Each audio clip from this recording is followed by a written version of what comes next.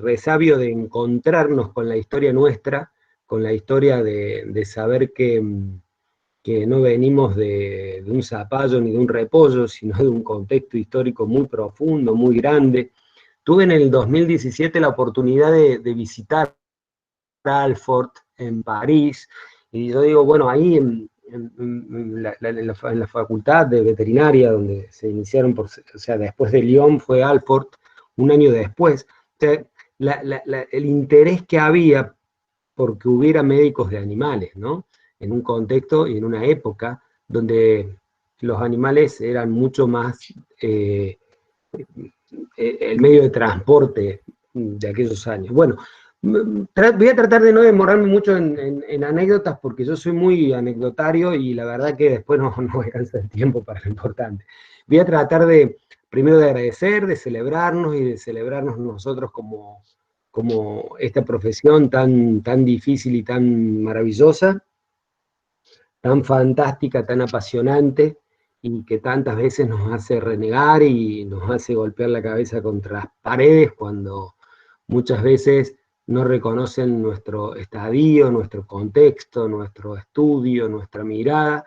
Y bueno, y a veces nos enojamos, pero creo que el camino va a ser dejar de enojarnos.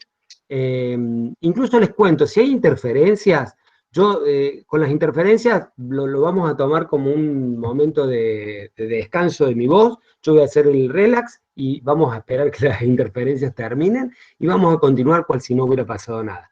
Que no nos angustien las interferencias. Y bueno, y les contaba que es una profesión que, y ustedes lo saben, mucho más que yo algunos, porque tienen mucho más camino, y en ese transitar, camino tan interesante que tiene la profesión, a mí me cuesta desenrollar algunas cosas de que siempre estamos demandando participación, y siempre estamos demandando en situaciones que, ¿por qué razón acá no hay un veterinario? ¿Por qué razón acá, en este lugar, en este preciso momento, ya sea en espacio o en tiempo, ¿no? Y somos una profesión demandante de espacios. Y esto nos lleva a pensar de que queremos estar, queremos ser protagonistas, queremos demostrar que valemos la pena. El Estado de alguna manera, si genera esta carrera, la veterinaria en su potencialidad y en su todo y en su conjunto, es porque de alguna forma entiende, aparte somos del artículo 43, ustedes saben muy bien, de la Ley de Educación, por lo tanto, establecen pautas que somos pilares fundamentales del Estado, como profesión. Somos generadores de proteínas de origen animal, las más biodiversas de aminoácidos que existen. Tenemos que tratar de que esas proteínas sean lo más inocuas posible cuando llegan a la mesa, que lleguen en condiciones inocuas, y el futuro nos va a encontrar con que esas proteínas, además de ser inocuas, sean lo más saludables posible. O sea que vamos a tener que reinventarnos en algún contexto de ingeniería genética o algo más para comprender que tenemos que generar no solamente proteínas, sino inocuas y saludables. Y además de todo esto, ser efectores potenciales de salud. Y en este contexto de efectores potenciales de salud es que venimos a decir y contarles algunas cosas. ¿De qué hablamos cuando hablamos de una salud, ¿no? Creo que esto va un poquito a versar la charla de hoy y la vamos a tratar de contextualizar de esa manera. Y desde mi disciplina, que es a lo mejor algún toque del contexto de la fauna silvestre, una línea que de alguna forma la medicina veterinaria le dio la espalda por muchos años, mucho tiempo, hasta que una suerte en los últimos, no sé, 30, 40 años, y con mucha más precisión los últimos 25, una suerte de alocados empezaron a entender que la problemática de esta no era solamente el contexto del animal exótico, como muchas veces se lo denomina, en el consultorio, sino que iba mucho más allá de esto, y de lo que va mucho más allá es de lo que vamos a tratar de hablar esta noche. Cuando hicimos la posibilidad de dar esta charla, con la gente de SOMEVE tiró una idea que era maravillosa y que en la charla consta, ¿no? ¿Se puede hablar de una salud sin veterinario? Qué interesante, pero esa es una pregunta y un desafío mayor, porque yo temo que una salud, el contexto de una salud, y es lo que tenemos que cuidar, les pido que el futuro nos encuentre cuidando del concepto de una salud, porque al estar como muchos no entienden a lo mejor cuál es el mecanismo, ¿no? Vamos a tratar de precisarlo en esta charla, pero cuál es el mecanismo, cuál es el origen, cuál es la función, pero yo lo que primero quiero que entendamos es que tenemos que defenderla del sobreuso, porque cuando una palabra se sobreusa, empieza, voy a decir un término a lo mejor no correcto, pero el que me sale ahora, a prostituirse. A esto le pasó a la palabra ecología, una palabra basada en ciencia, pero que fue usada para todo lo que se les pueda ocurrir a ustedes, a todos. Nafta ecológica, sobre todo ecológicos, paraguas ecológicos. O sea, cuando alguien quiere hacer algo y por una cuestión de mercadeo, le mete al contexto ecológico para redondear y poder venderlo más. Entonces la palabra ecología de alguna manera empezó a cotizarse menor en el contexto de la base del conocimiento científico, porque cada uno la usaba a su manera. De hecho, que la ecología en sí tiene muchísimo peso desde el punto de vista científico y sobre todo en algo que vamos a tocar ahora, que tiene que ver con las enfermedades. Y en esta conexión, que es lo que de alguna manera vengo a invitarlos, ¿no? A pensar una forma de ver la salud de una manera diferente. Cuando he hecha ya esta presentación, vamos a tratar de ahondar sobre una cuestión que tiene que ver con esta imagen, muchas veces la he puesto, o en algunas ocasiones. Fíjense que esta es una imagen muy particular, hay dos niños en una cama, pero que están en una habitación, les cuento que es un altillo, y si ven en el ángulo inferior izquierdo, van a ver un perrito en estado de alerta y una luz abajo de la puerta, como que alguien viene con una vela a alumbrar, ¿no? Esta pintura se llama Los hijos del rey Eduardo, pero ¿qué pasa? ¿Qué tiene? Es una imagen quieta, aparentemente una imagen quieta, pero fíjense que no es solamente una imagen quieta, sino que nos está contando una historia. Una historia que va a ocurrir en 40 segundos. En 40 segundos, esa puerta se va a abrir y va a venir una persona, que es el tío de ellos dos, a nada más y a nada menos que asesinarlos. Los asesina y se va. Una vez muertos, como había muerto el padre ese mismo día de ellos, y él era el hermano del padre, él puede coronarse rey porque los hijos ya habían muerto en este momento. O sea, miren la presión que tiene una imagen que podría ser una cosa media insulsa, un perrito, una imagen, ese perrito está dando la señal de alerta de que alguien está subiendo, y dentro de 40 segundos iba a ocurrir un doble asesinato. 40 segundos antes, a mí me hubiera gustado que esta pintura se llamara 40 segundos antes, pero se llaman Los hijos del rey Eduardo. Bien, les venimos a contar cosas que han sucedido en el mundo, en la historia, en el planeta, en la Tierra. Y les quiero contar algo que pasó en 1895. En 1895, en Nueva York, se fundó la Sociedad de Conservación de Vida Silvestre. Esta sociedad tenía como fin lo que dice, lo que versa el título, que es la conservación de la vida silvestre. En 1895, ya en 1895 había un par de zoológicos en Nueva York, al final son 5 zoológicos en Nueva York, y esos 5 zoológicos fundan la Sociedad de Conservación de Vida Silvestre y la sostienen. Y además, la Sociedad de Conservación de Vida Silvestre es la que coordina la estrategia de estos zoológicos que quedan en Nueva York. Probablemente el más famoso sea el de Bronx, pero hay 4 más, un acuario y otros 3 lugares más, que de alguna manera conforman esta historia. ¿Y por qué tiene importancia esto? Ya vamos a ver. Vamos a ver porque desde acá desde la Sociedad de Conservación de Vida Silvestre, que tiene como objetivo la conservación de ambientes. Ahí están, podrán ver algunas imágenes, supongo que están viendo, y el Zoo de Bronx, el Zoo del Central Park, el Acuario de Nueva York, y otros dos más, y entre esos que reciben entre 4 y 5 millones por año de visitantes, bueno, se genera una sociedad para, de alguna forma, entender que la conservación de la vida silvestre ya desde 1895 era importante sostenerla. ¿Qué hace esta asociación?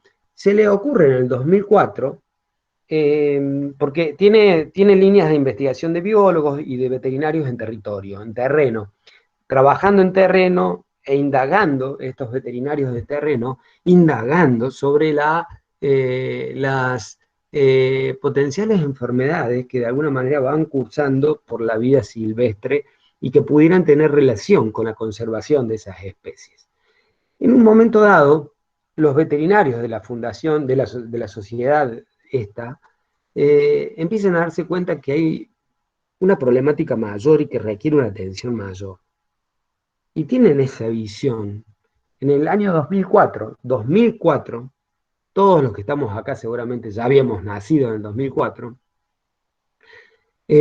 invitan a nada más y a nada menos que a la FAO, a la OIE, a la OMS y a UNICEF, y en colaboración con el Banco Mundial, a estudiar la problemática de las enfermedades y con la conexión de las enfermedades de la fauna silvestre con los animales domésticos y con el hombre, entendiendo que esa triada se generaba en un escenario que iba cambiando, ya no por razones evolutivas naturales, sino por un proceso antrópico de muy marcada cuantía y que estaba generando una problemática mayor a nivel planetario. Y esa cuestión generaba conflictos que había que atenderlos.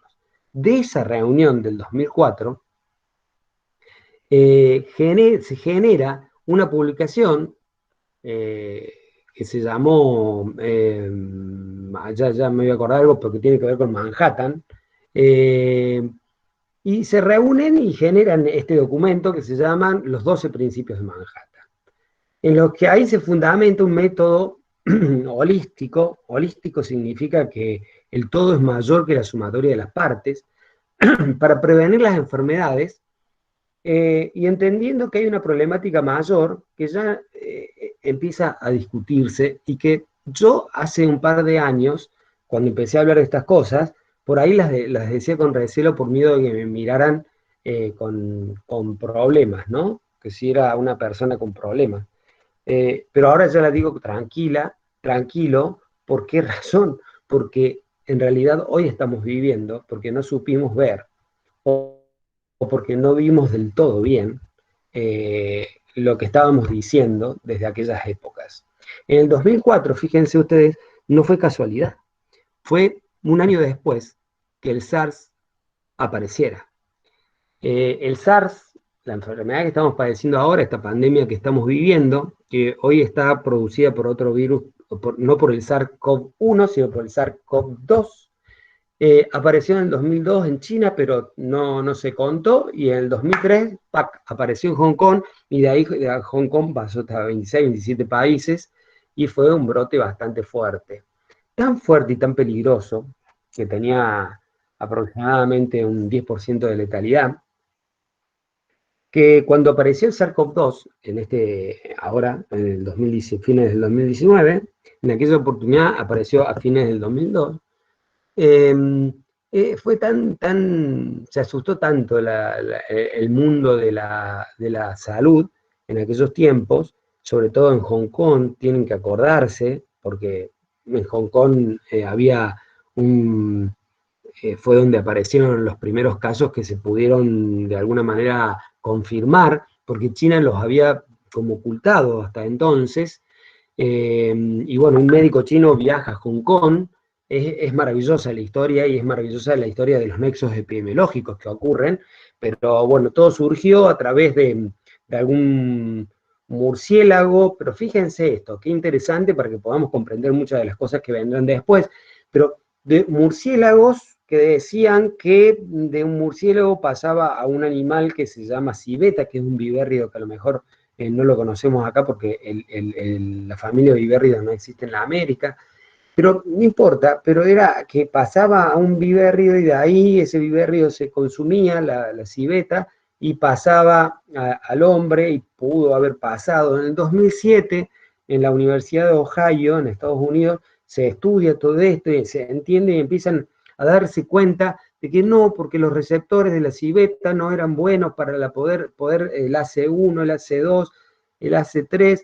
Bueno, miren, todo esto ya se estaba discutiendo. Esto que ahora creemos que es todo nuevo, ya estaban discutiendo desde el año 2002, 2013 empezó a discutir esto, y los médicos veterinarios, faunólogos en el mundo ya discutían esto. De hecho, que recién en el 2017 termina de hacerse un estudio de una vigilancia epidemiológica larga, de más de 5 o 6 años, vigilancia epidemiológica larga en murciélagos, donde se termina con esta conclusión, que SARS-CoV-1, o sea, la enfermedad del 2002 y 2003, se produjo porque en una cueva de China vivían 5 especies distintas de murciélagos que convivían en una misma cueva. Y en esa misma cueva, y en ese mismo ecosistema, y en ese mismo ambiente, en ese mismo contacto, no solamente vivían los murciélagos, sino todo el andamiaje ecosistémico que tiene cada uno de los murciélagos adentro de su cuerpo. Porque esta es la nueva mirada del médico veterinario faunólogo, ¿no? Empezar a darse cuenta, y esto es lo que queremos transmitir, que un individuo no es un individuo, sino es un ecosistema que de alguna manera conforma un equipo de microorganismos que han coevolucionado con ese animal y que conviven en una etapa y en una forma y en un ambiente que es el mismo cuerpo del individuo, totalmente en armonía. Pero ¿qué pasa? Esa armonía puede desentenderse en cualquier momento y ocurre que ese momento es cuando puede haber algún tipo de problema. Eso ocurrió en el 2002 en China, pero recién se terminó de comprender el bagaje de lo que pasó en el 2017. Digo por todas las cosas que se han dicho de SARS-CoV-2, entendamos cuál fue el proceso de SARS-CoV-1. Y como si esto fuera poco, desde aquel tiempo a esta parte se ha querido hacer la vacuna de SARS-CoV-1 y se ha ido, bueno, fracasando en los intentos. No existió este arsenal tan grande que hay hoy en el mundo preparado, aparte que hay mayor tecnología y existe la experiencia de SARS-CoV-1, ¿no? Entonces, es probable y esperemos para todos que así sea, que la vacuna de SARS-CoV-2 tenga mayor éxito que la de SARS-CoV-1 en cuanto a la aparición, porque la de SARS-CoV-1 todavía no se pudo llevar a cabo. De hecho, que cuando se logró, hubo como un quiebre porque hubo una mutación inesperada en un momento dado de la conformación de la vacuna y bueno, se volvió a etapa, no cero, pero se volvió a etapa para atrás.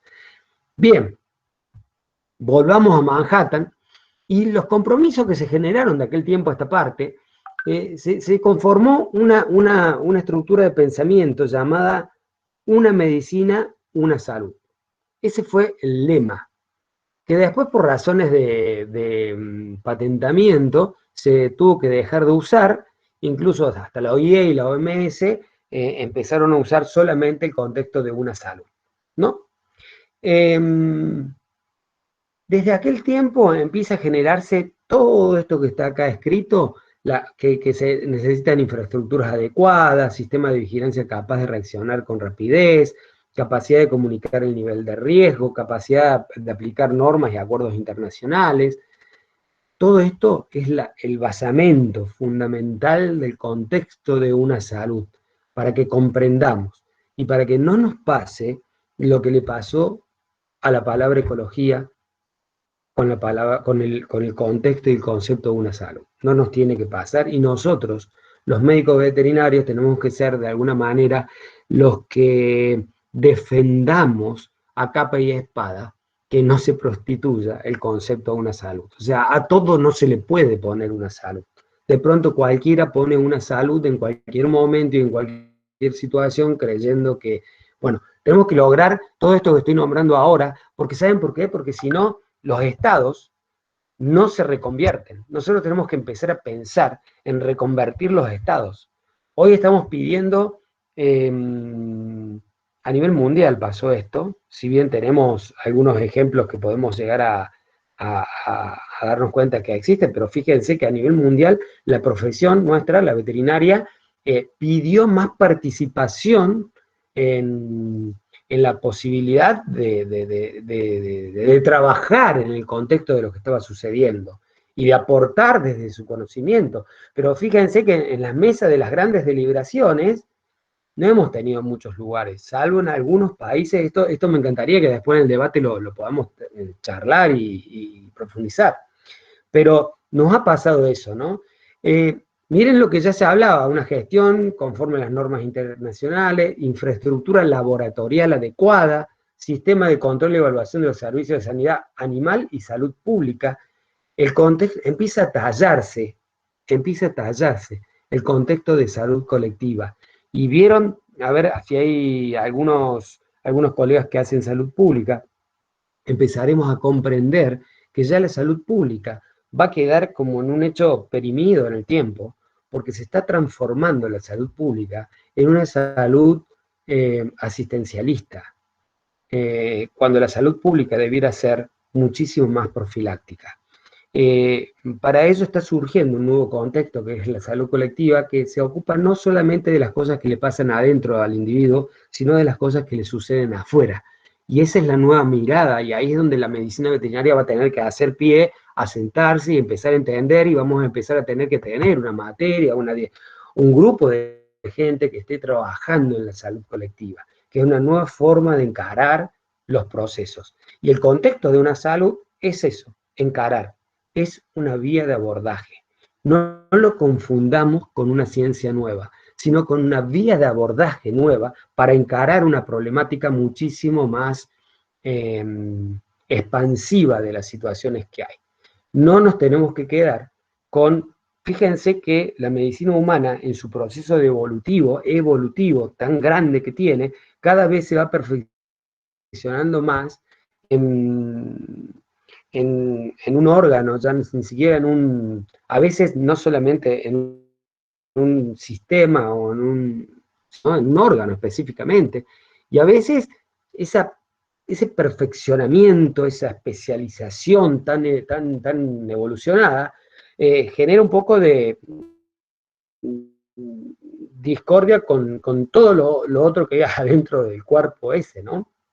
O sea, a lo mejor el nefrólogo tiene que comprender el contexto de todo lo que le pasa al riñón, pero todo lo que genera el riñón en todo el cuerpo, ¿no? Bueno, bajo esa mirada de no quedarnos solamente en el órgano que nos toca, sino que la salud colectiva no solamente piensa en esto, sino que sale del organismo y ve cuáles son los factores predisponentes, los factores sociales y los factores ambientales.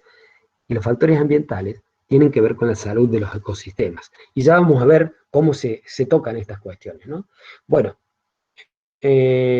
fíjense que ya cuando empezamos a hablar de sistemas de vigilancia de enfermedades, yo acá siempre lo voy a poner entre paréntesis, algunas cosas cuando hablamos de animales y humanos, porque hay que tratar de ya dejar de hablar de animales y humanos, porque justamente el contexto de una salud nos invita a pensar la temática y la forma de plantear nosotros las cosas, nos vamos a tener que reconstruir también de una manera muy particular. Por ejemplo, nosotros queremos hablar de episodias, ¿no? Ya no tendríamos que hablar más de episodias, tendríamos que hablar de epidemias. No tenemos que crear la disyuntiva que existe, la episodia es para humanos, la epidemia es para humanos, la episodia es para animales. Ya es una misma cosa. Si empezamos a comprender un mismo léxico, algunas acciones, vamos a empezar a entender que a esto nos invita el contexto de una salud. Porque si no somos nosotros mismos los que dividimos las aguas. Y en realidad una salud nos ha invitado a que las aguas se hermanen en un solo río, ¿no? Cada uno en su lugar, pero fíjense que la multidisciplina o la interdisciplina ha dado lugar ahora a que se genere la transdisciplina. Que la transdisciplina aparentemente muchas veces las usamos como si fueran todas sinónimos, y en realidad no son sinónimos. No es que ponemos nuestro conocimiento y nos vamos. La idea es compartir el conocimiento, hacerlo transversal y que los conocimientos de distintas disciplinas puedan de alguna manera eh, aunarse, y que ese conocimiento nuevo sea un conocimiento holístico, pero no holístico de una cuestión bucólica, sino holístico en decir que ese todo es mucho mayor que el aporte individual de lo que había hecho cada una de las disciplinas. Entonces, esto es el contexto de una salud. Fíjense, por ejemplo, voy a dar un ejemplo, ¿no? Acá, la salud ambiental planetaria puede afectar la salud. Y pongo entre paréntesis humano y animal para que quede claro, pero yo ya tengo que dejar de hablar de humano y animal, porque la salud es la misma. Es la misma cuando hablamos de enfermedades infectocontagiosas, ¿no? No estamos hablando de enfermedades crónicas, bueno, puede haber enfermedades infecciosas o transmisibles que sean crónicas, ¿no? De hecho, que hoy escuchaba que se entiende de que aproximadamente hay 7,5 millones de argentinos con enfermedad de Chagas. 7,5 millones de argentinos con enfermedad de Chagas, ¿no? Y uno dice, pucha, ¿cuánto le damos de importancia a la enfermedad de Chagas? Es más, yo me he tenido que cruzar con a ver, no quiero decir, sí, con colegas, que me dicen, no, pero Fidel, la enfermedad de Chagas no tenemos nada que ver nosotros. Entonces, yo ahí me miro y digo, a ver, contemos para atrás, damos pasos para atrás y digamos, a ver, empecemos. ¿Cuáles son los reservorios? ¿Cuáles pueden ser reservorios? Y reservorios en el campo, en la región chaqueña, que es la región donde de alguna manera hay una mayor prevalencia de la enfermedad, en la región chaqueña, digo bioma Chaco, ¿no? No en Chaco provincia, sino en el bioma chaqueño, del norte de Córdoba, norte de Santa Fe, Chaco, Formosa, Salta, bueno, Santiago del Estero. Hay animales silvestres que son reservorios y hasta los perros son reservorios. Entonces, ¿cómo que no podemos hablar de enfermedad de Chagas? Lo que no podemos hablar es mal de Chagas, porque el mal no existe, existe una enfermedad.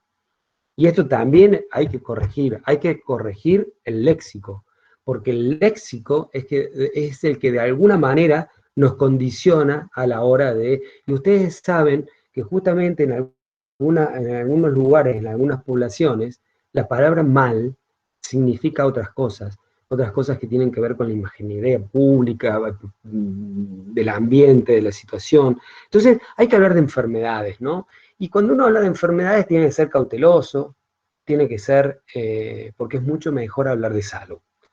Entonces, hay que hablar de salud y en un contexto donde la salud está en juego, en riesgo y todos los días se pone en valor. Bueno, todos sabemos ya, creo, los veterinarios al menos sí, que todas las enfermedades nuevas que han aparecido en el hombre, en enfermedades transmisibles en las últimas 3 décadas, estamos hablando de 30, 40 años, el 75% son de origen animal. Esto es ya un hecho, es real, concreto, o sea que si nosotros no nos damos cuenta en primera instancia, yo estoy seguro y estamos totalmente convencidos de que nos damos cuenta, pero que tenemos que de alguna forma empezar a reinventarnos, no solamente reconvertirnos los veterinarios que ya tenemos algún tipo de trayectoria en tiempo al menos, sino ver cómo barajamos y damos de nuevo para los nuevos veterinarios que vienen, ¿no? Porque, ¿qué veterinarios queremos formar? Esta discusión histórica, el perfil del veterinario que queremos formar, y bueno, y podemos abarcar todas las cosas que queremos ser los veterinarios, porque cada vez queremos ser más. Miren esto que les vengo a contar de una salud, en el 2004 empieza a aparecer a nivel mundial, Y si bien no hemos reinventado en las universidades y tratamos de incluir el contexto de una salud, bueno, hay que materializarlo y hay que contarle al Estado esto. Y contarle al Estado para que de alguna manera materialice nuestra función, nuestro rol, nuestra situación, pero para de lo que de alguna manera podemos llegar a cumplir. Bien.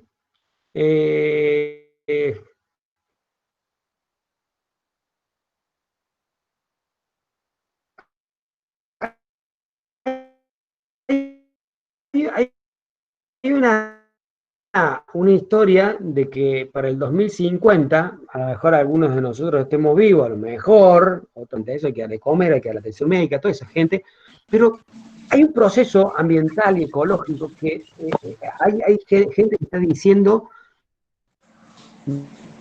ya desde la ciencia que el 9.000 millones va a ser el techo, que no vamos a poder subir más, que hay una conexión con el ambiente de que se van a generar algunos tipos de problemas donde el 9.000 millones lo ponen como un límite máximo. No sé cómo se va a traducir esto en realidades, pero bueno, tengamos que atender estas cuestiones y acá hay que ver cómo hacemos para que en estos próximos 30 años el desafío es que hay que darle de comer y hay que atender a 8.000, 9.000 millones de personas. Somos nosotros como profesión lo que tenemos mucho para hacer.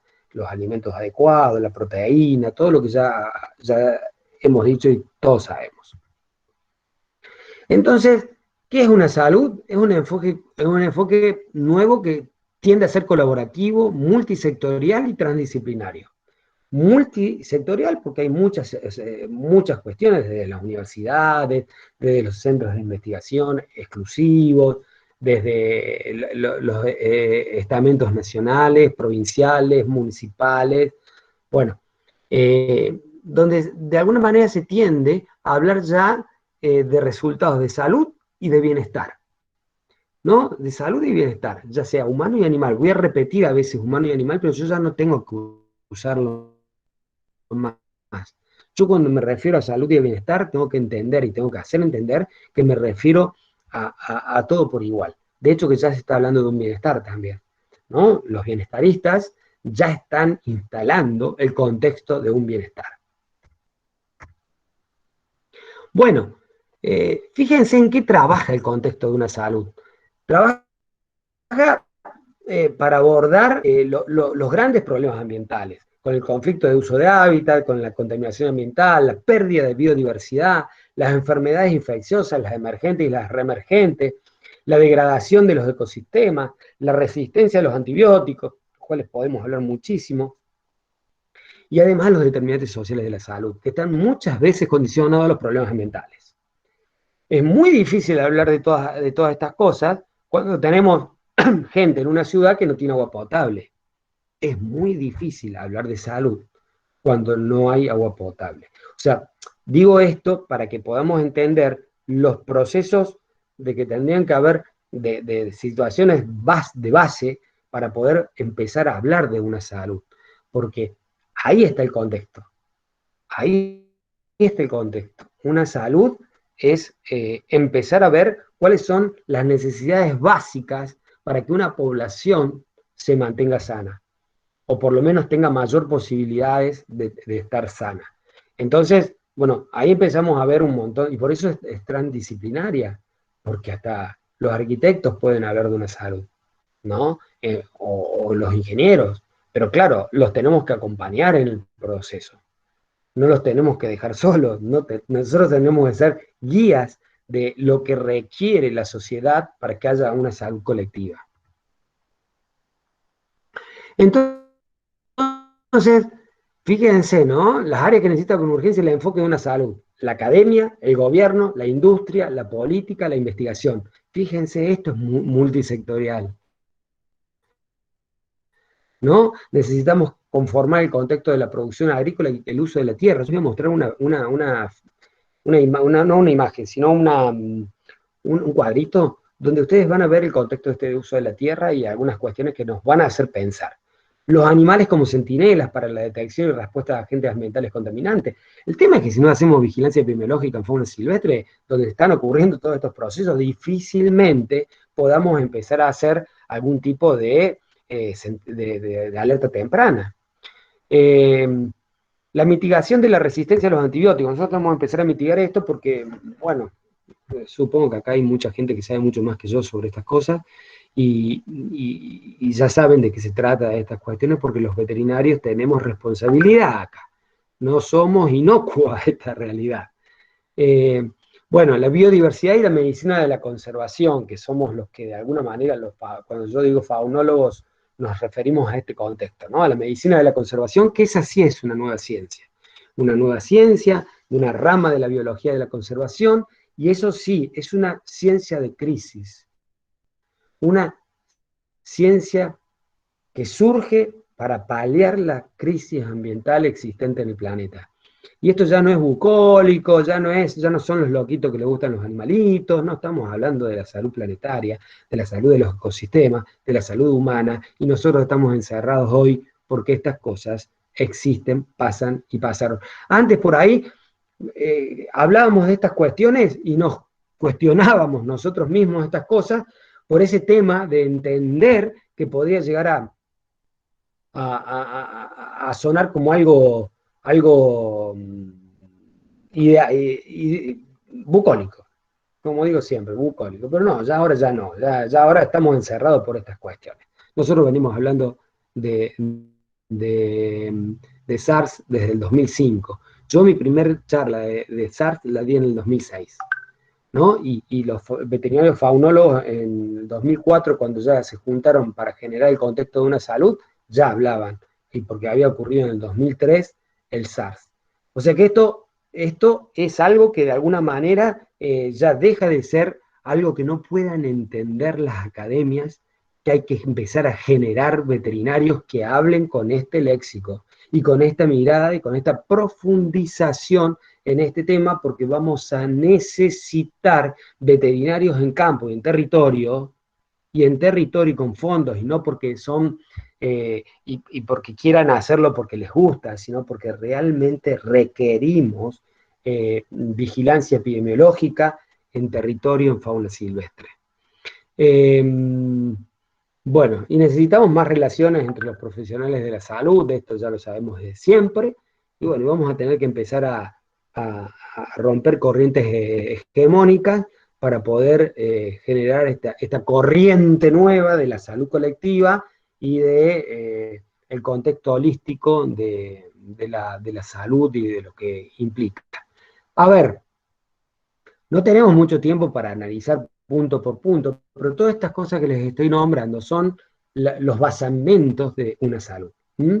Eh, fíjense en un punto dice educación y capacitación profesional de la próxima generación de profesionales de la salud. Esto es básico. Si los profesionales de la salud siguen creyendo que son compartimentos estancos, no vamos a poder lograr esto. Entonces, les digo que es un desafío mayor, y cuando digo que es un desafío mayor, fíjense que la problemática no es solamente por los virus que se vienen, sino por las profesiones que no se sepan reconstruir. Y tiene que haber una reconstrucción en una generación de vínculos de saberes. Esos vínculos de saberes nos tienen que hacer como los antibióticos que se potencian, ¿no? No los que porque pareciera que estamos como a ver, si hay un farmacólogo en la sala, y no me tire con nada, pero voy a decir algo que creo que era así, que por ejemplo un bacteriostático y un bactericida, en lugar de hacer sinergismo, se van para abajo, ¿no es cierto? O sea, hay que tratar, uno potencializa el bactericida o el bacteriostático, pero de alguna manera lo que tenemos que lograr de las ciencias es hacer sinergia para que tengan mayor fuerza. Estamos trabajando al revés. Nos cuesta ingresar en el sistema de salud. Y para colmo, nosotros los veterinarios tenemos una cuestión que es complicada. Yo sé que es complicada. Yo cuando hago análisis no los hago desde el juicio, sino desde la realidad, desde el manejo de la situación, y la cuento como juicio. No lo cuento, perdón, como juicio, sino lo cuento como un hecho ocurrido y que de alguna manera, yo he visto el otro día que hubo una charla donde la charla la daba una señora cuyo currículum era haber sido directora de un centro de zoonosis de una ciudad del conurbano de Buenos Aires. Y yo digo, una señora, no era una colega. Yo querría ver si, o sea, imaginémonos lo que pasaría el día que un veterinario, si ocurriera, fuera ministro de salud de este hermoso y bendito país. Imagínense, pónganse a pensar los diarios al otro día. ¿Qué dirían? Bien, pensemos en esa, me encantaría hacer un taller sobre eso. ¿Qué dirían los diarios y la prensa y la televisión y la radio si un día se declarara que un médico veterinario es ministro de salud de la nación? ¿No? Supongamos que hayamos hecho nuestra capacitación de posgrado yo hice una maestría en salud pública, por ejemplo, cursé la maestría en salud pública, pero ¿qué pasaría? Seguramente sería un caos de la información. Sin embargo, hubo abogados, ministros de salud, y a nadie se le cayó un botón de la chaquetilla. ¿Se dan cuenta? O sea que hay algo que estamos comunicando mal nuestra profesión. ¿Mm? Eh, Hoy es nuestro día, tenemos que celebrarlo, pero bueno, vale bien el momento y el hecho para decir algunas cosas para que nos ayuden a ser mejores, ¿no? Y lo estamos diciendo conjuntamente con la Sociedad de Medicina Veterinaria, ¿no? Acá adentro, para que de alguna forma nos reinventemos. Creo que amerita una reinvención de la situación, de nuestra profesión, porque tenemos que explotar hacia cosas interesantes, ¿no? Bueno, hay un futuro para la medicina comparativa y ustedes saben que la medicina comparativa nosotros los veterinarios tenemos mucho para opinar. De hecho, que en nuestro inicio ya hablaban de la medicina comparativa en Francia cuando se creó la profesión. Bueno, preparación para respuesta ante desastres. Bueno, ustedes saben que hay médicos veterinarios sin fronteras. Estaría buenísimo hablar con médicos veterinarios sin fronteras, que nos cuenten qué están haciendo, cómo actúan. Pues ya no es solamente la atención del animal. En el contexto de una salud nos abrió puertas, pero esas puertas tienen que abrirse primero en nuestra cabeza y en nuestras eh, ventanas que pueden estar cerradas, ¿no? Bien, vamos a tratar de apurarnos porque se nos viene el tiempo. Eh, ¿Ha tenido algún resultado el enfoque de una salud? ¿Esta vía de abordaje nueva? Sí. Hay más programas interdisciplinarios en educación, en capacitación, en políticas establecidas. Estoy hablando a nivel planetario, ¿no? Más intercambio de información relacionada con el diagnóstico de enfermedades, más prevención de enfermedades, tanto infecciosas como crónicas, y desarrollo de nuevas terapias y enfoques en tratamiento. Esto a nivel mundial. Esto es lo que discute una salud a nivel mundial. A ver, acá en Argentina, después vamos a ver, me gustaría que después indaguemos si el contexto de una salud ha llegado, por ejemplo, a las otras áreas de salud, ¿no? Eso es un desafío que tenemos que jugar todos.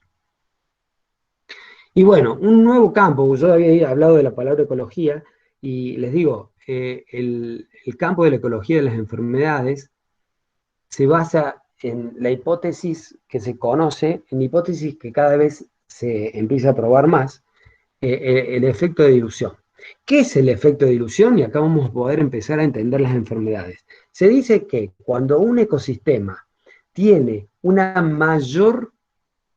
eh, una mayor incurrencia antrópica del hombre y se diluye el efecto de la biodiversidad, o sea, la biodiversidad cae, la disminución de especies y la abundancia de esas especies, son términos biológicos que hay que conocer. La abundancia es la cantidad de animales, de individuos de la población. Entonces, cuando bajan todas esas cosas, empiezan a producirse con más facilidad lo que se conoce como spillover o derrames de esos potenciales agentes patógenos al ser humano.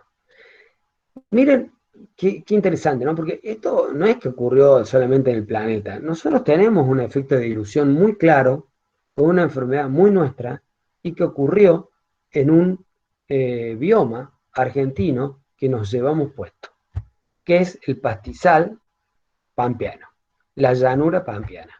Un bioma, nosotros no extinguimos una especie solamente, nos extinguimos un bioma. Está bien, nos identifica en el mundo porque somos el país agrícola ganadero, pero ahora vamos a ver qué significa ser un país agrícola ganadero a nivel mundial, desde el punto de vista de la producción. Yo soy produccionista, pero formateado para ser produccionista. Mi formación de secundario, yo soy agrónomo nacional especializado en ganadería, 3 años en el campo estudiando el secundario, ¿no? Viviendo en una escuela pupilo.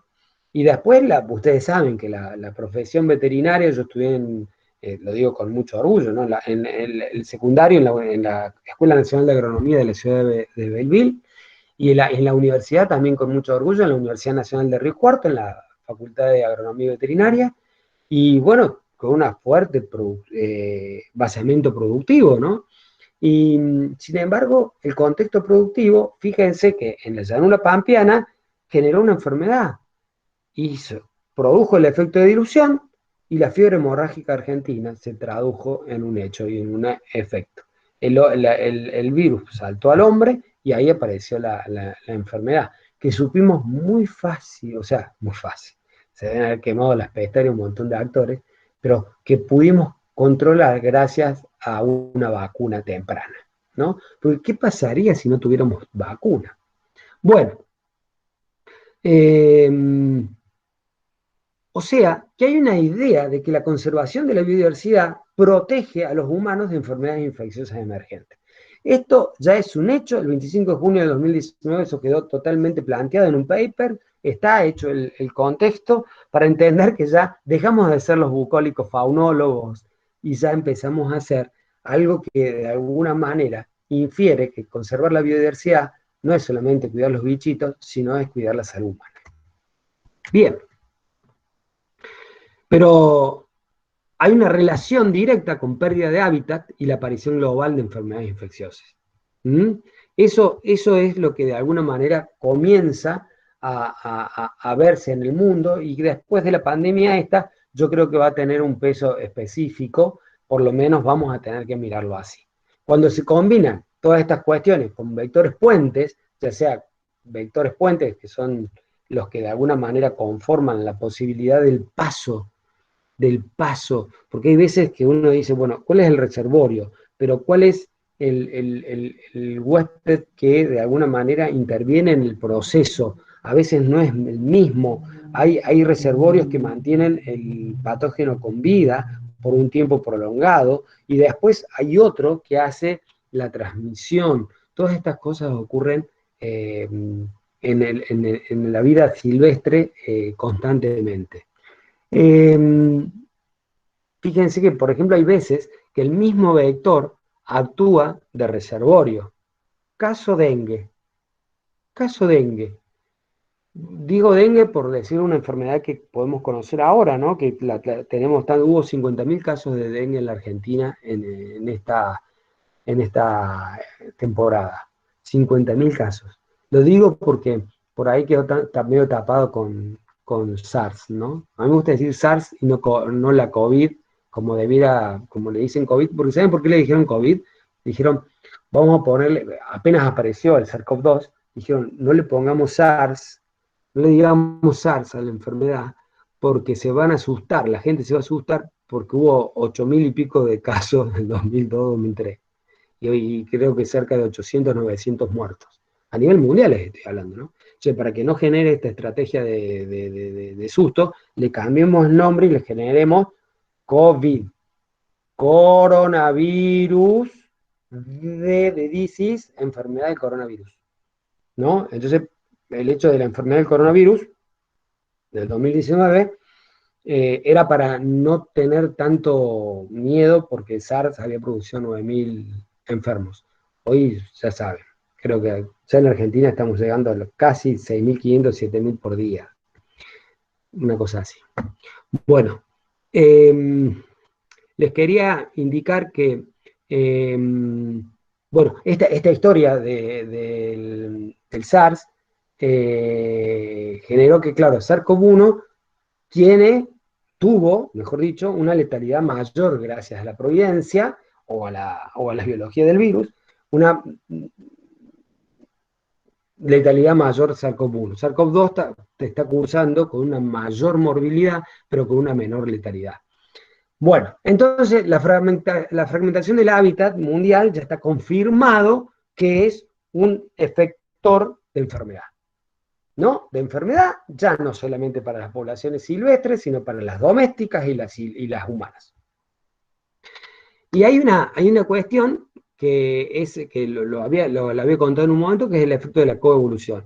Los animales que de alguna manera están coevolucionando con algunos agentes patógenos generan este tipo de situación a nivel ambiental y estos agentes se conocen como motores evolutivos, porque aceleran la diversidad y diversifican los patógenos por todos los ecosistemas.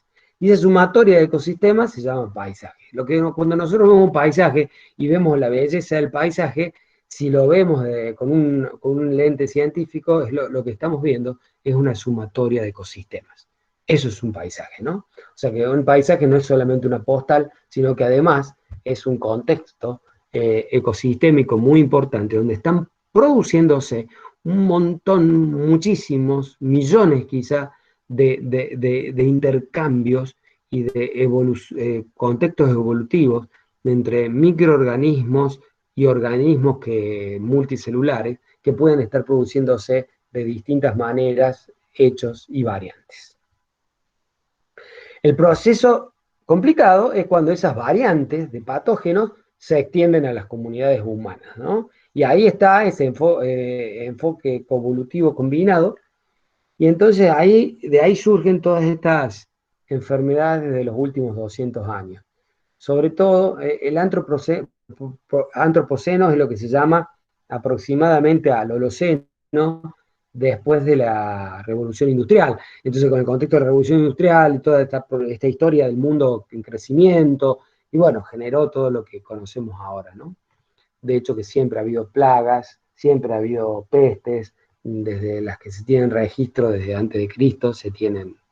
Bueno, entonces el efecto de la coevolución es un efecto que hay que entenderlo, comprenderlo, por eso hay que hablar de motores coevolutivos y hay que hablar de los procesos de coevolución que van generando algunos tipos de interrelaciones simbióticas, como nosotros, con un montón de microorganismos que viven en nuestro cuerpo, y que eso no significa de ninguna manera enfermedad. Los faunólogos aprendimos algo, que hay muchos animales en la vida silvestre que están conviviendo incluso no solamente con microorganismos, sino con organismos pluricelulares, ya sean hematodes o céstodes, y están conviviendo. Y si hay alguien que a lo mejor puede hacer una necropsis, se encuentra con lo que potencialmente llamaríamos parásito, hay que entenderlo de otra manera, ¿no? Porque el parásito, nuestra formación, habla de que el parásito es algo que hace daño. Eh, bueno, en la vida silvestre no funciona así el tema, sino que hay procesos coevolutivos que están coevolucionando y hay organismos que viven juntos, en un mismo organismo. Entonces la coevolución hace que se vayan generando. Miren, ahí el pico del colibrí coevolucionó con la flor de esa planta. Y entonces el colibrí se alimenta y la planta se reproduce. Eso es una coevolución simbiótica para que las dos especies de alguna manera manifiesten un bienestar con el hecho. Bueno, y entonces un mundo, una salud, es algo que ha llegado para quedarse y es una síntesis del pensamiento sanitario en esta época de globalización e interdependencia social, cultural y económica. Y así lo tenemos que entender. y este proceso es el nuevo desafío para las ciencias veterinarias, ¿no? Hubo una vez, me encanta hablar de esto, que una persona dijo, ha llegado el momento de cerrar el libro de las enfermedades infecciosas. Señores, se acabaron las enfermedades infecciosas. ¿Quién fue? La señora que era directora del centro de zoonosis del conurbano. No, no fue ella. Fue William Stewart, ministro de Salud de Estados Unidos en 1969. En 1969 es como el ministro de Salud entendió que con los antibióticos, y porque hacía 10 años habíamos vencido la polio en el planeta, la poliomielitis, que era una enfermedad que de alguna manera había causado estragos a nivel planetario. El que no se moría quedaba con problemas serios, de hecho que todavía existen personas que han padecido la polio.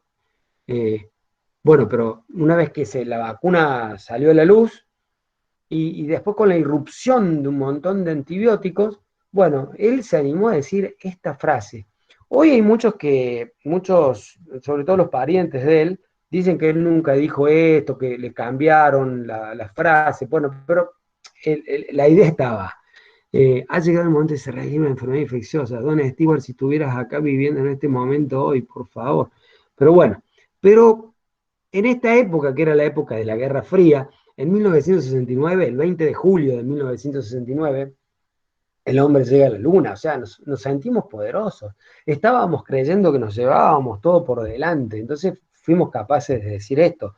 Entonces, era como que nos teníamos que mirar de una forma, pero gracias a la providencia había gente que pensaba diferente. Y los pongo a esto porque son de los dos países de la Guerra Fría. A este gran hombre, un biólogo, que dijo, nada tiene sentido en la biología en ese mismo tiempo si no es a la luz de la evolución. Mi invitación es a que sigamos empezando, o que sigamos entendiendo este proceso, ¿no? Que nada tiene sentido en la biología si no es a la luz de la evolución. Qué terriblemente importante decir esto. Y empezar a pensar, porque nos cuesta a la ciencia de salud hablar, a la ciencia de salud pura, contextualizar las cuestiones como procesos evolutivos, ¿no? Entonces, ¿por qué no vemos los acontecimientos de salud o enfermedad como procesos evolutivos? Ahí está, vamos. Nos invitemos a pensar desde otra mirada.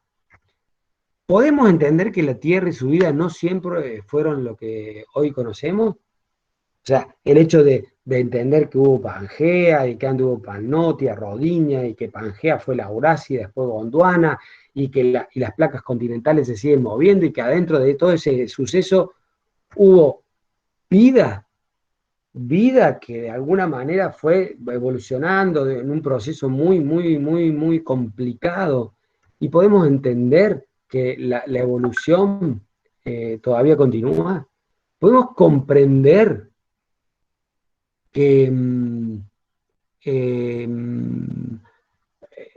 este proceso evolutivo, la evolución continúa y las placas continentales se siguen desprendiendo y se siguen corriendo, que no todo era como es ahora y que no todo será como es ahora. Los agentes de la evolución siguen trabajando en la actualidad, pero la intervención humana, ya sea deliberada o no intencional, desempeña un papel sin precedentes en la historia de la vida. Estamos entendiendo que hay una evolución, pero que todavía no sabemos cómo va a terminar esta película. Miren, me encanta ver esta foto, porque esta foto habla de una especie que me interesa mucho, que es Podognemia expansa, porque es la primera en donde se hizo un estudio ecológico. Allá la hizo Humboldt en 1799 en los llanos del Orinoco, en Venezuela, en ese mismo lugar. Podognemia expansa, una tortuga que se utilizaba sus huevos y su grasa para hacer combustible en aquel tiempo, ¿no? Y la producían, o en realidad la extraían los jesuitas. Pero cuando los jesuitas fueron expulsados, allá por 1779, creo por ahí, los jesuitas fueron expulsados de América. Bueno, siguieron los dominicanos o los sanfranciscanos, no me acuerdo cuál, los franciscanos, perdón, haciendo una explotación de esta tortuga, y la explotación era mucho más de lo que podía llegar a establecerse como pauta de poder seguir utilizándolo en las generaciones posteriores. Y eso los dejó Humboldt en su libro, en sus libros, pero en el viaje a América Equinoccial, ahí hace una proyección del extractivismo y del exceso de extractivismo. O sea que de ahí es muy interesante esta tortuga. Pero véanla ahí nomás. Y vean esta conexión de dos especies, porque cuando uno dice, ¿qué ven ahí? La gente dice, una tortuga. Bueno, acá hay una tortuga, a ver si se ve sí, se ve, ¿no es cierto? Mi cursor, espero que se vea, yo estoy señalando la tortuga y le estoy dando vuelta a la tortuga. Y acá hay otras dos individuos de otra especie. Pero acá en esta especie, e igual en esta especie, hay muchos microorganismos y otros microorganismos que han coevolucionado cada uno con el individuo huésped. Y han coevolucionado. En la tortuga, en Podocnemia expansa, la tortuga tiene 200 millones de años de evolución. No es como nosotros que tenemos 2 millones. La tortuga tiene 200 millones de años de evolutivo. Entonces ahí hay unos agentes que han coevolucionado con ella y que de alguna manera viven a su ancha y ella no podría vivir sin esos huéspedes, sin esos agentes. Y esos agentes no pueden vivir fuera de ella. Y ahí están viviendo y conviviendo y en un ambiente de homeostasis. Ahora bien, ¿qué pasa con los agentes estos? ¿Pueden ser patógenos para esta especie? Y en realidad ahí es donde está la posibilidad de que a lo mejor no necesariamente pueda hacer un salto, un derrame a esta especie, sino que puede saltar a otra especie, y de esa especie el hombre, interfiriendo con el ambiente, puede saltar por algún tipo de receptor, y de esa manera las enfermedades pueden llegar a producirse. O sea, ¿cuál es el objetivo? Y el objetivo es que por supuesto que es probabilísticamente es muy pequeña la posibilidad de todas estas cosas, pero en un momento sucede, como en el que estamos viviendo. En ese momento que sucede ese salto por algún tipo de proceso, bueno, ahí tenemos que estar los veterinarios atentos y sabiendo que estas cosas pueden llegar a pasar. La vigilancia epidemiológica no es una fotografía. La vigilancia epidemiológica es una gran película que nunca debe terminar, que empieza en algún momento y no va a terminar nunca si la hacemos seriamente.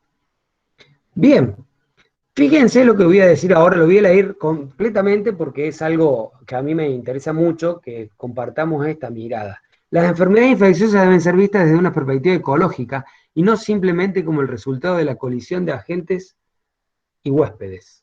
Tampoco debemos esforzarnos, a través de la antibiosis y la antisepsia, a alcanzar una existencia libre de gérmenes.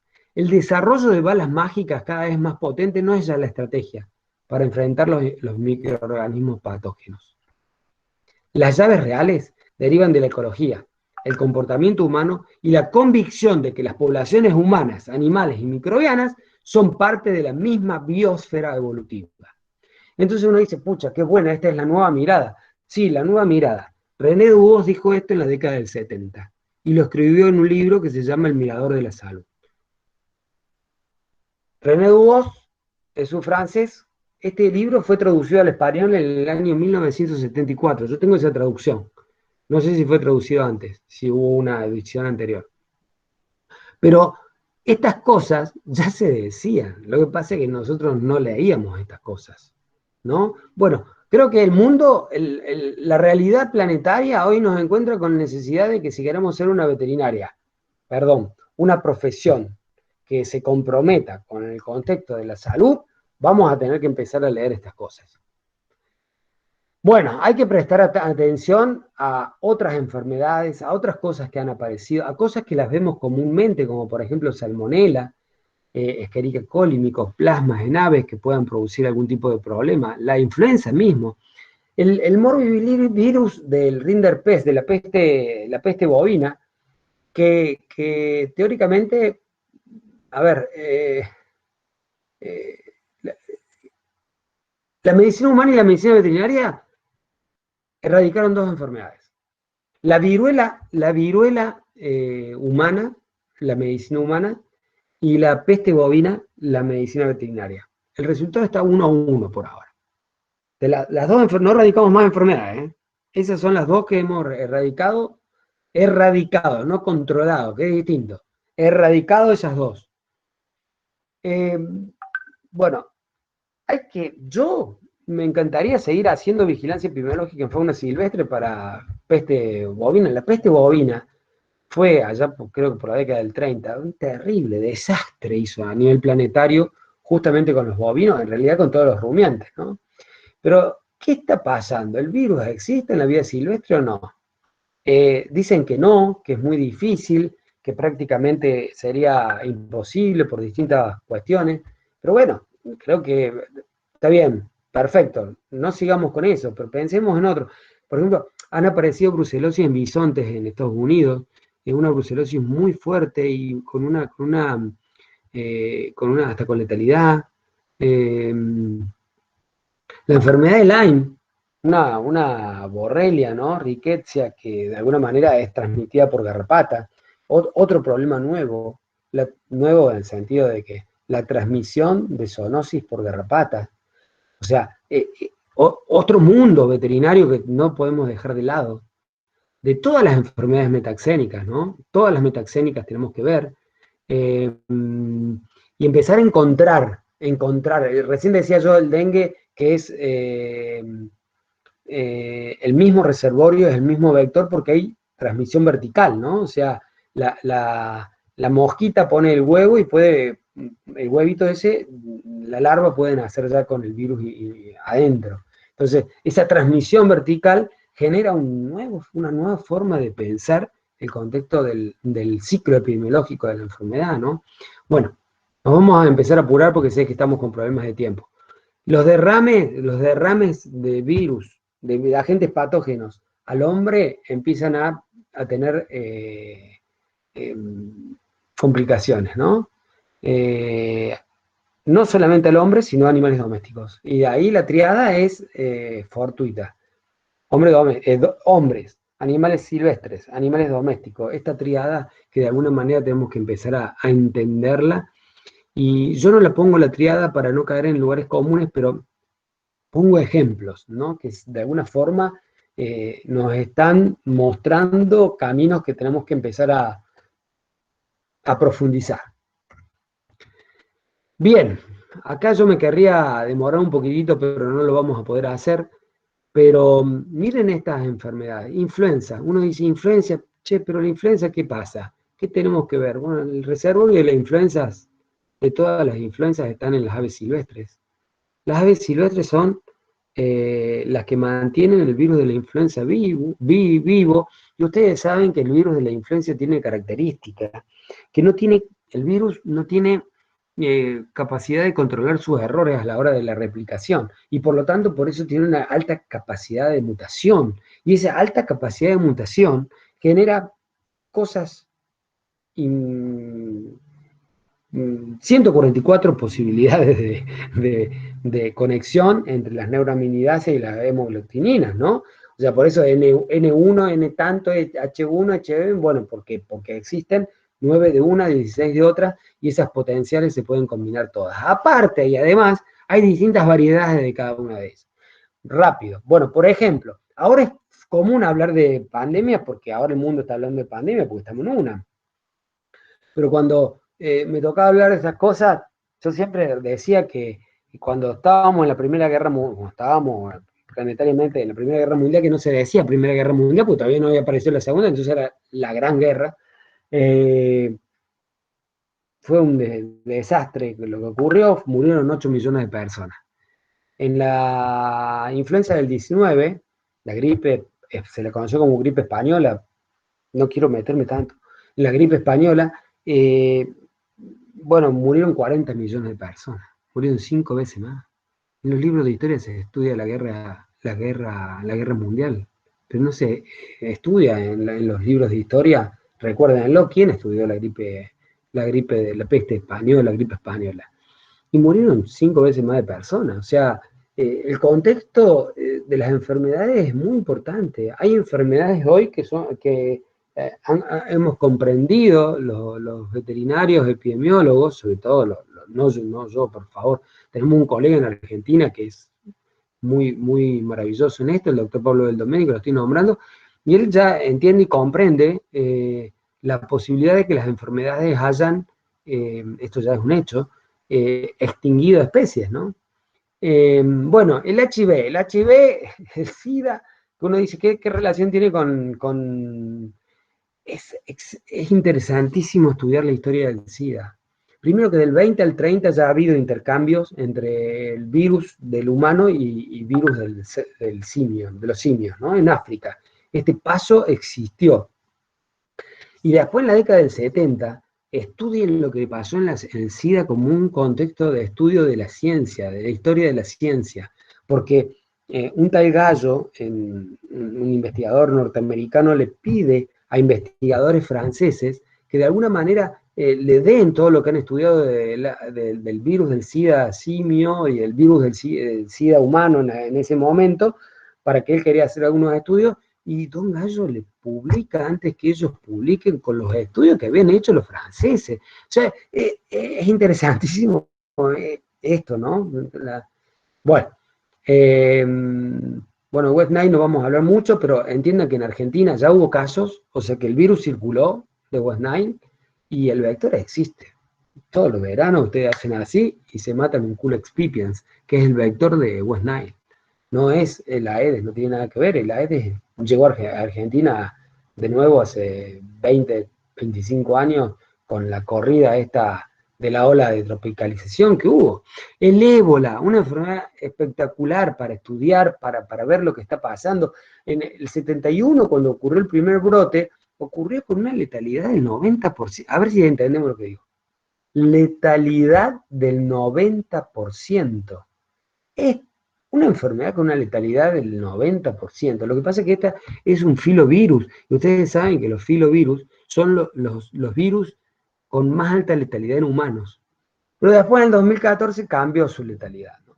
Ahora, el ébola que ya desapareció, no, sigue circulando, sigue matando gorilas en África, aparecen brotes cada 2 por 3 en África, en humanos. Lo que pasa que, bueno, que a veces no sale la información, la tienen que rastrear y buscar, no salen en los diarios, pero si ustedes buscan, ébola sigue estando vivo, totalmente. La fiebre hemorrágica de Marburgo, también producida por un filovirus. Bueno, el virus de Hendra. El virus de Hendra no es una enfermedad africana, es una enfermedad australiana, en Queensland. Fíjense que, y tuvo correlación con los murciélagos también de la fruta, pero con los murciélagos y los equinos, afectando a equinos, primero apareciendo un cuadro respiratorio y después un cuadro neurológico, y apareciendo casos en humanos. Y ahí está el virus de Hendra, durmiendo, despertándose, apareciendo brotes así cada tanto, esporádicos, pero es una cosa que tenemos que atender, el Hendra, y se los digo a los equinólogos, no dejen de saber de Hendra, tienen que saber porque nada, nada se diagnostica si no se conoce. El virus de Menangle, el Menangle también, pero que tiene relación con los cerdos, no con los equinos. Y otra enfermedad importantísima que tiene relación con los cerdos es el Nipah. El Nipah es un virus que produce, que tiene que ver mucho con lo que vimos hoy, ¿no? El Nipah podemos resumir, podríamos hablar de Nipah y podemos hablar de todo lo que hablamos. Porque ¿saben cómo sucede? En Malasia, sobre todo en Malasia, donde ocurre el primer brote grande, pero después se extendió en otros lugares, en India hubo varios casos, en Bangladesh hubo Nipah. Entonces, ¿qué pasó? Bueno, invadieron el ambiente natural. El murciélago de la fruta, que lo ven ahí en el ángulo superior, inferior derecho, eh, el murciélago se alimentaba de frutas, como se empezaron a hacer criaderos de cerdo en los ambientes naturales, había algunas palmeras de la fruta donde se alimentaban los murciélagos, hoy los murciélagos se iban ya muy cercano al lugar de donde estaban los cerdos, y de alguna manera una vez que terminaban la fruta la tiraban. Y los cerdos, ustedes saben, como omnívoros comen todo y comían esa fruta que ya habían comido los murciélagos, que habían dejado algún resto, los cerdos comían, y al comer esa fruta, estaba con un virus que de alguna manera había convulsionado con el murciélago, pero no con el cerdo. Y del cerdo saltó el brote, y del brote al humano, con la manipulación de esos cerdos.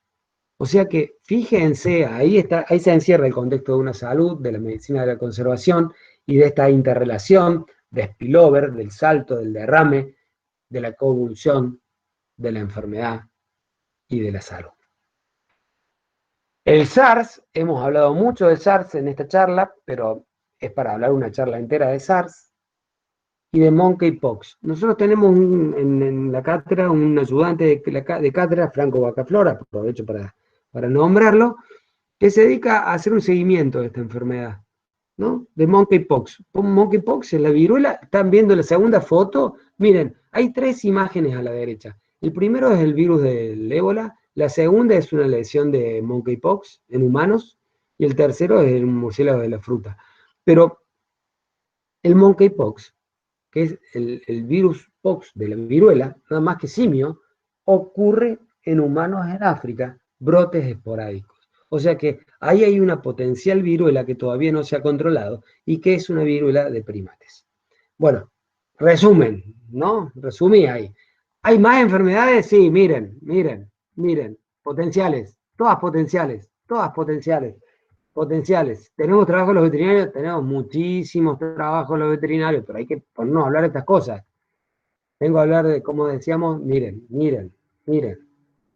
Y como si fuera poco, los priones, ¿no? Vamos, hablemos. Hay muchas cosas. Bueno, ningún mar en calma y su experto un marinero. Tenemos un desafío terrible. Los veterinarios tenemos que ponernos a trabajar en este desafío. Nos están invitando a trabajar. La realidad nos invitan. Tenemos que ganarnos nuestro lugar por nuestro propio peso, pero por nuestro propio peso cognitivo. Y ahí está, el peso cognitivo. Tenemos que salir de nuestra zona de confort. Tenemos que salir a enfrentarnos a las profesiones que están preparadas, porque nosotros también lo estamos. Y tenemos que ver en qué lugar encajamos en esta maquinaria de la, ¿saben? Yo le llamo de la conservación de la salud, ¿no? Conservación de la salud. Me encantaría generar el contexto de conservación de la salud, porque ese es el desafío. El desafío es promocionar la salud, ¿no? No solamente curar enfermedades. Bueno, y acá en este cuadrito yo les voy a resumir el problema del mundo. Miren, Norteamérica disminuyó un 7% las áreas en producción que tenía en los últimos, del 61 al 2007, ¿no? En los últimos 40 años, más o menos 50, disminuyeron 7,5 sus áreas. Europa, disminuyeron un 39% sus áreas de producción y generaron áreas ambientales. O sea, áreas ambientales. Áreas naturales, ¿no? Áreas naturales, algunas protegidas, otras no. Bueno, eso es Europa y Norteamérica. Vamos a nosotros, a los países, de alguna manera, en el mundo del desarrollo. Sudamérica, aumentamos el 31% nuestras áreas agrícolas ganaderas. Bien, fíjense, Norteamérica y Europa disminuyeron. Nosotros aumentamos el 31%. Miren lo que pasó con África Oriental, también aumentó el 6,6%. ¿Qué pasó en el sudeste de Asia? Aumentaron el 39% las áreas de producción agrícola ganadera. ¿Qué pasó en China? Aumentaron el 61% de la producción. ¿Dónde se producen las enfermedades nuevas? Miren la relación que hay con el uso de la tierra. Donde más se utiliza la tierra para generar producción, es donde más se producen las enfermedades y donde más se padecen. Ahora, bueno, con el contexto de sería toda otra charla, el contexto de cómo se van transmitiendo las enfermedades. En 2 meses la tenemos a una enfermedad de estas características, de transmisión aerógena, la podemos tener en todo el planeta, ¿no? Como ocurrió con esto, y eso lo hablábamos en su momento, ya hace muchos años, de qué pasaría si tuviéramos una enfermedad viral con alta capacidad, con una morbilidad alta y con vía aerógena y con capacidad de fómites, o sea que podemos contactarnos. Bueno, toda esta historia está sucediendo. Yo siempre los invito a que vean una película que se llama Contagio, porque está hecha científicamente muy bien, y Contagio está hecha con Nipah, ¿no? No con SARS. Pero este cuadro yo creo que desentraña el misterio de las enfermedades planetarias. O sea que conservar los ambientes naturales dejó de ser un dibujito. Empieza a ser una necesidad y una cuestión indispensable. Bueno, entonces pensemos diferente. Los organismos que vemos son los que exitosamente han evolucionado, pero que siguen evolucionando a otro tipo de organismos que convivirán en ese proceso. Se ayudarán, competirán, y seguramente alguno de ellos en otros producirá lo que nosotros llamamos enfermedad. Para la naturaleza quizás será solo un fracaso adaptativo. ¿Por qué? Porque ningún agente quiere matar a su huésped o a su hospedador. No quieren morir porque lo necesitan, no quieren matar al lugar donde están viviendo, no quieren matar su casa adaptativa, se quieren adaptar y coevolucionar, pero mientras tanto, los fracasos adaptativos son lo que nosotros llamamos enfermedades. Vamos a ir terminando, quédense tranquilos que estamos terminando, no se asusten. Entonces, ¿no será tiempo, además de todo lo hecho, comenzar a pensar en procesos evolutivos para hablar completamente de enfermedades transmisibles? Bueno, dijo el ministro de Salud de Estados Unidos que ha llegado el momento de cerrar el libro de enfermedades infecciosas, pero por la providencia y los tiempos de la Guerra Fría, mientras tanto, un ruso, le dijo: nadie tiene sentido en biología si no es a la luz de la evolución. En este juego y en estas tracciones nos encontramos. Tenemos que recordar que lo que no hagamos los veterinarios lo van a hacer otros. La vigilancia epidemiológica en territorio con fauna silvestre, si no lo hacemos nosotros, la van a hacer otras profesiones, ¿no? La mesa está servida para que hagamos muchas cosas más. Las ciencias veterinarias, la conservación de la biodiversidad y la salud del planeta nos están esperando. La medicina de la conservación y una salud nos muestran un nuevo camino, una nueva vía de abordaje, un nuevo problema, pero a ese nuevo problema una nueva solución para enfrentarlo. Siempre la naturaleza nos va a sorprender, de alguna u otra manera, más allá que la querramos domesticar hasta el punto que la querramos domesticar, nos va a sorprender con algún salto adaptativo. ¿Qué tenemos que hacer? Que estos saltos, estos derrames, estas situaciones de intercambio de patógenos o de potenciales patógenos entre una especie y otra no ocurran. Para que eso suceda, los veterinarios tenemos que estar atentos y prevenidos y llegar al menos 40 segundos antes que esto suceda. Para eso tenemos que estar formados en el tiempo que se viene. Muchísimas gracias. Feliz Día del Veterinario para todos. Muchísimas gracias, Fidel, por tu presentación y por el tiempo que te has tomado. Ahora vamos a la sección de preguntas, si bien hay algunas que por ahí ya fueron respondidas a lo largo de la presentación de Fidel. Tenemos una de Florencia que pregunta sobre bibliografía recomendada sobre la temática. Bien, primero yo empezaría por la base que tendría que tener todo veterinario. Todo veterinario, yo no sé por qué lo estamos olvidando en la carrera, yo empezaría por los libros de don Pedro H. Son 3 tomos de enfermedades transmitidas entre los animales al hombre, e increíblemente él hablaba del ébola, él hablaba de muchas de estas enfermedades en esos comienzos. Él habló hasta el 2003, porque hizo 3 ediciones de su libro, ¿no? Salió uno en la década del 80, otro en la década del 90, otra edición revisada, y ya salieron 3 tomos en el 2003. Pedro H. y Boris Cifres, creo que era.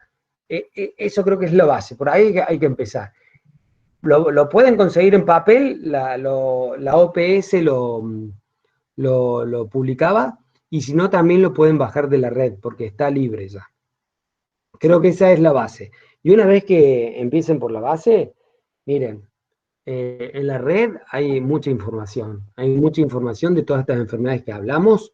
Eh, es como que la red nos ayuda mucho, pero nos compartimenta la información, ¿no? Nos compartimenta.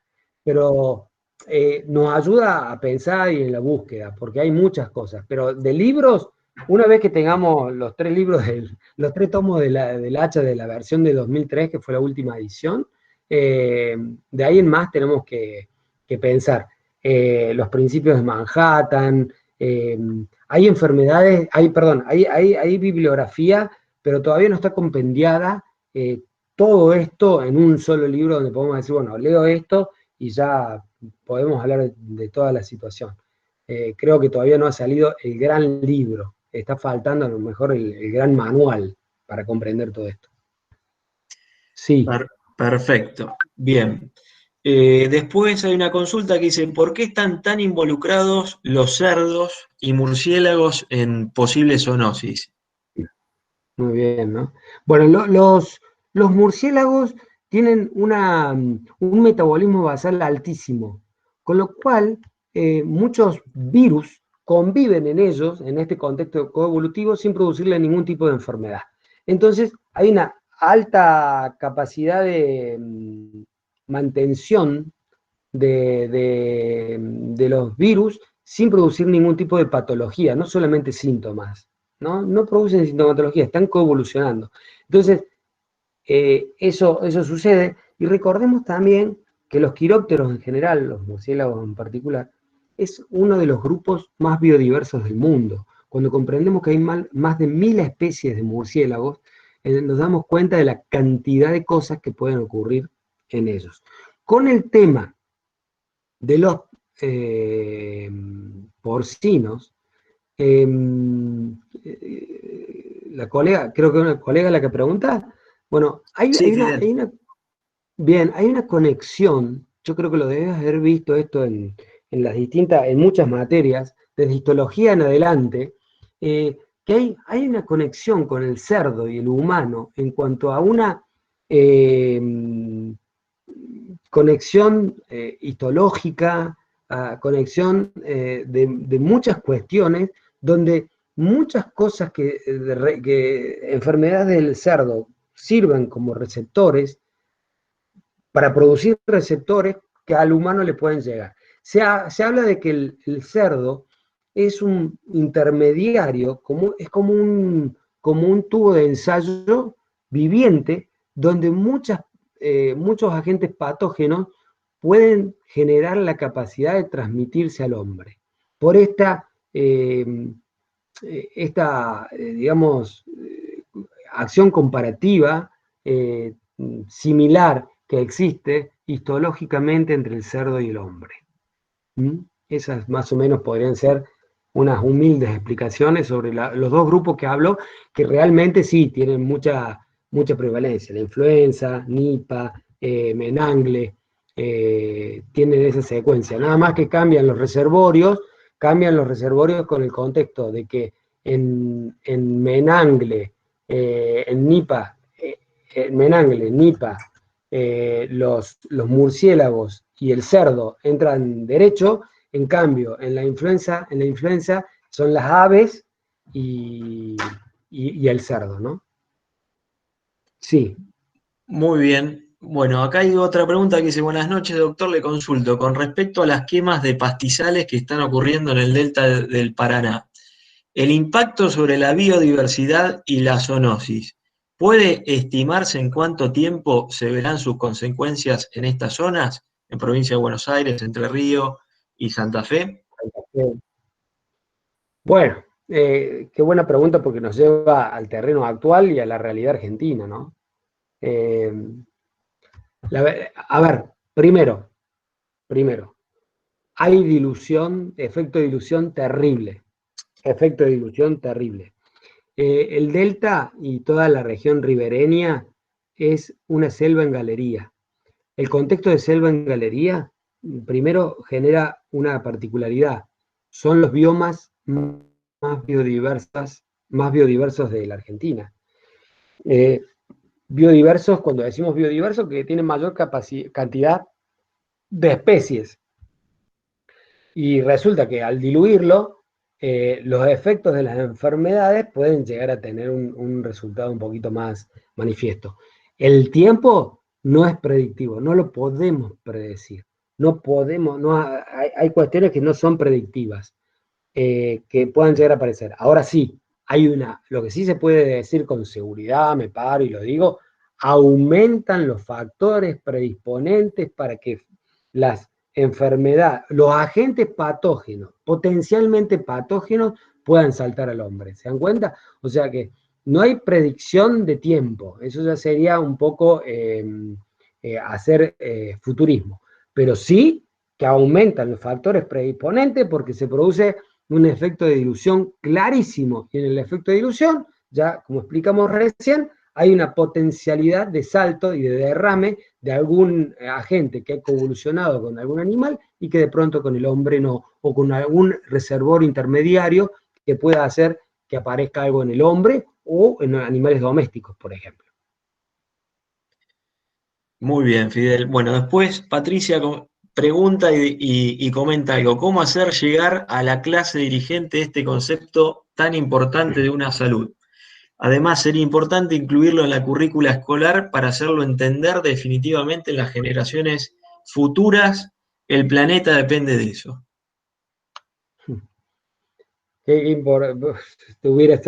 Patricia, tu pregunta es la pregunta. Eh, creo que, bueno, primero empezar entre nosotros a tener una masa crítica de contexto cognitivo, ¿no? Que podamos defender esto en las mesas de deliberaciones con un profundo examen crítico de la situación. Y decir, bueno, a ver, ¿por qué creen ustedes los veterinarios que pueden venir a decirnos acá cómo se pueden manejar las enfermedades? Bueno, por esto, por esto, por esto, por esto, por todo el andamiaje histórico incluso que tiene la salud pública de nuestra profesión, ¿no? Por el contexto de la bromatología, porque, a ver, tenemos una tradición atrás de este contexto de una salud muy grande, muy alta. Bueno, a ver, ahora cómo nosotros le metemos en otro paisaje el contexto de una salud a la profesión, nosotros lo debatimos, crecemos en nuestro diálogo, nos hacemos más fuertes, empezamos a complementarnos y después sí, cuando nosotros como profesión estemos totalmente convencidos de lo que estamos diciendo, con evidencia, empecemos a plantearlo a nivel estatal, ¿no? Y en los regímenes escolares, y bueno, para que llegue esto a la escuela, a la escuela básica, tenemos que primero tener resuelto el contexto de la academia para que los nuevos profesionales, dentro de 10 años, esto no sea una sociedad de los aplausos mutuos, o sea, que no seamos los veterinarios, que sigamos hablando entre veterinarios, sino que podamos salir a contar al mundo de qué se trata esto. Es un desafío mayor. Patricia era. Sí, Patricia. Patricia, es el gran desafío. Yo concuerdo contigo. Perfecto. Bueno, y como para ir finalizando, tenemos dos colegas que quieren hacer comentarios. Uno de ellos es Eduardo, no sé si quiere abrir su micrófono o lo quería hacer por escrito, pero luego no vino el... Ahí Hola, está. sí, me toman. Sí, Perfecto. Hola, perfecto. sí. Bueno, te felicito, Fidel, realmente una exposición brillante. Nosotros que somos de otra generación, yo ya hace varios años que dejé la facultad, para ser muy concreto, hace más de 40 años. Escuchar todo esto realmente es muy interesante para toda la gente y para las nuevas generaciones, por supuesto, está mucho más cercano de lo actual, es mucho más sencillo. A nosotros nos ha costado actualizarnos, pero estamos actualizados. Y al respecto de la profesión que vos hablaste y del concepto de una salud, yo te quería hacer un breve comentario, modestamente, en el sentido de que ya los veterinarios tenemos en las sociedades más desarrolladas una participación mayor. El caso del éxito de Alemania fue porque la doctora Angela Merkel tuvo la idea de poner al frente del manejo de la pandemia a un epidemiólogo veterinario. Y con respecto a las vacunas, el caso de la vacuna de Oxford, está colaborando con un equipo de veterinarios también de la Universidad de Glasgow, de Escocia, de la cual yo tuve la suerte de ser estudiante y posgrado allá, y creo que va hacia un éxito relativamente seguro, ¿no es cierto?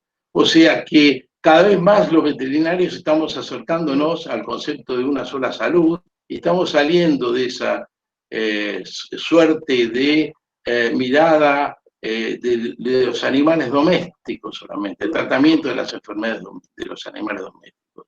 Era simplemente ese comentario que te quería hacer, en el sentido de que hay que ser muy optimistas, porque creo que el futuro pasa por una mayor integración con lo que es la medicina en general, no solamente la medicina humana, sino la medicina en general y la salud en general.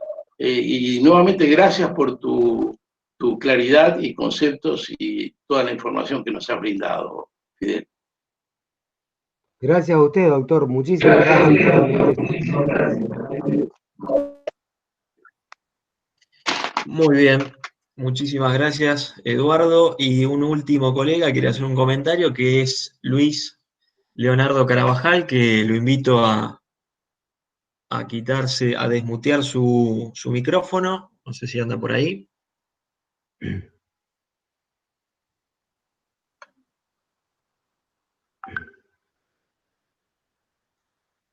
Lo escuchamos, doctor.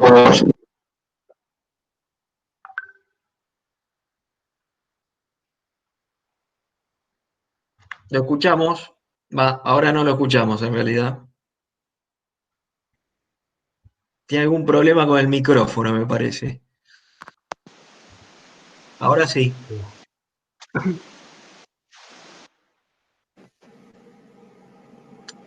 Ahora no. ¿Escuchan ahí? A ver, a ver. No. Sí. Sí. Sí, ahí lo escuchamos. Sí, lo escuchamos. Voy a contar lo siguiente. Yo, bueno, ya me recibí hace 34, 35 años. Bueno, me recibí, ingresé al CONICET como becario y trabajé 10 años con retrovirus. Mientras tanto, estudié medicina, me recibí, hice la especialidad en cirugía y me dediqué a la cirugía. Pero, ¿a qué va mi comentario? Me sirvió para ver las falencias de una y otra carrera en la currícula. Me pareció muy importante, por ejemplo, yo lo he charlado con otros colegas, amigos de la profesión, al menos en aquella época en las facultades de veterinaria, salíamos muy bien formados en materias específicas, parasitología, bacteriología, etc. Pero, por ejemplo, no dábamos salud mental, psiquiatría, no digo para curar al humano, pero sí para poder interactuar con la especie que nos traían los pacientes. Y otro tema que veo como falencia en nuestra profesión, hablo como veterinario, que lo planteo, porque yo doy clases en la Facultad de Medicina, doy cirugía, y lo planteo a los chicos, que lo planteo a los colegas. Nosotros los veterinarios tenemos la mala costumbre, creo, de mirar las cosas muy fatídicamente. Entonces, por ejemplo, pongo un ejemplo, apareció la ley Mañón. ¿Cuál es la idea mejor? Eutanasia. Es lo primero que nos planteamos. Yo le digo a los chicos, y ante una hepatitis B o ante un HIV, ¿por qué no hacemos lo mismo con el humano? O ahora con el SARS. Y terminaríamos con el problema. Entonces creo que hay errores que tenemos nosotros en nuestro léxico también, que ir desterrando para darle tiempo a que las cosas se acomoden buscar mientras tanto una solución, llámese vacuna, etcétera, adaptación de la gente al huésped, que se establezca comensalismo y normate, como usted decía, doctor, y restaurar un poco el término de eutanasia. Entonces me viene a la mente, está el tema tratado en el libro de Hacha, pero una materia que se da en la carrera de medicina humana es la de bioética, y debiéramos incorporarla nosotros en nuestra profesión desde nuestro punto de vista, ¿no? Veterinario. Pero es muy importante, porque a mí me ha sucedido ver en consultorios de colegas, chicos jóvenes, siendo pequeños, que viene una ancianita, su perrita, con un tumor que va a morir mañana, y se lo dicen y es el único ser querido que tiene esa abuelita. Y al día siguiente la abuelita está infartada. O una depresiva que sale de ahí, uno no sabe. Entonces, esas cosas tenemos que ver de cómo incorporarlas ante una materia. No nos enseñaron a dar noticias desagradables. Entonces, no sé, estudiar el contexto, eres una paciente depresiva, vive sola, bueno, espero, hago 2, 3 citas hasta que logre que venga con alguien, y ahí le doy la infortunada noticia que le tengo que dar. Ese tipo de cosas no nos enseñaron, las fuimos aprendiendo con la experiencia. Yo, ¿cómo podemos hacer para incorporar eso en la currícula de nuestra carrera? Me parece un tema que tenemos que tratar de lograrlo. Yo lo hablo con los colegas. Cuando escucho hablar de eutanasia, por tal o cual enfermedad, me da mucha pena, porque estamos dando un montón de cuestiones evolutivas, y me parece a mí que no estamos hablando mucho como científicos. La eutanasia hoy en día, en el humano, sí es un drama, ustedes lo saben, motivos de discusión en todo el mundo, legislativo, médico, moral, etc. Nosotros no nos planteamos, directamente recurrimos. Y me parece que esas cosas que nosotros, para poder acceder, tener más acceso a la parte pública, para interactuar mejor con la salud pública, interdisciplinaria, médicos, bioquímicos, etcétera, etcétera, etcétera, debiéramos tener. Eso quería aportar mi experiencia, doctor. Y les agradezco y nos autofelicito a todos los veterinarios, porque soy de alma veterinario. Cuando nací había un gen que decía, serás veterinario, y amo la profesión, me parece tan digna, tan científica.